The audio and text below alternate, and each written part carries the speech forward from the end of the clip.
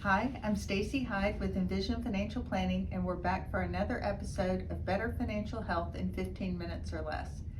And today I want to talk about non-traditional investments.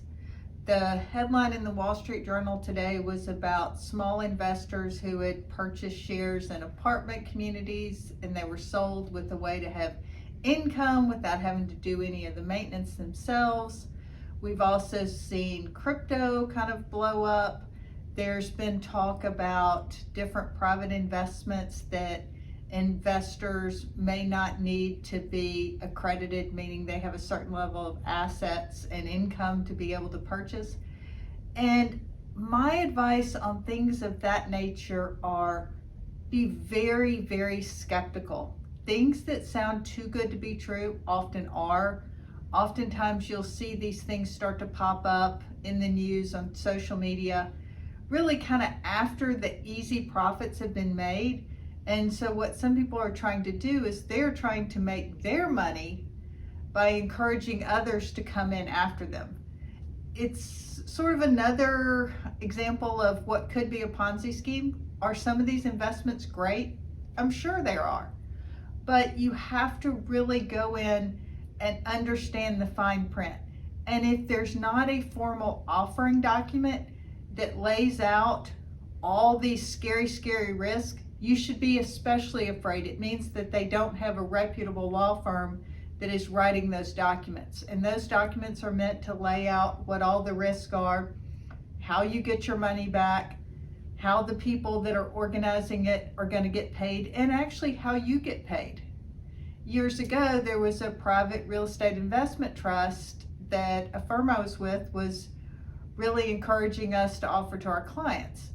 I'm not in that sort of real estate partnership world, so I took it to somebody who was and had them look at it. And their take on it was, Stacey, I see how the organizer makes money, but I don't see how your clients could make money in this. So I took a pass. Well, the next year, 07-08 happened. Boy, was I glad that I took a pass on that. Have there been other investments that are less liquid that we have encouraged clients to purchase? Yes, but we're very careful. And those types of investments require a lot more monitoring. Even if you're going to do real estate yourself and you're going to buy a rental house yourself, you have to run the numbers and stress test and see what's going to happen if it sits empty for 3, 4, 5, or 6 months. Can you still meet your mortgage? Will it cause you to not be able to pay the mortgage on your home? What's going on there? So you have to really understand the risk. Yes, it can be very appealing. Or what happens if you get a bad renter that you have to go to court to get them kicked out? Depending on your state, that can either be pretty easy to do or very difficult to do. And so you want to make sure that you understand both the potential rewards, which can be great, but also the risk and whether you really want to do that. And that brings me back to boring investments. Buying an index fund, buying an ETF, exchange traded fund that operates like an index fund or index similar fund that's very low cost, that owns broad portions of the market. It's not exciting. There's not a lot of sexy about it. But guess what? Boring investments are how Warren Buffett has made his millions and billions. If you look at what's in Berkshire Hathaway, his stock that really is an investment fund, he owns things like insurance companies, a jeweler, railroads, some banks. It's all pretty boring stuff. But over time, it's made him a lot of money. And he has really smart people that understand all those businesses he's in, and he actually buys the operators of those businesses. So that's what I would encourage you to do, is when you see these things and you think, oh man, that'd be great, I'd like to do it too. Be very skeptical. Really dig deep into the details.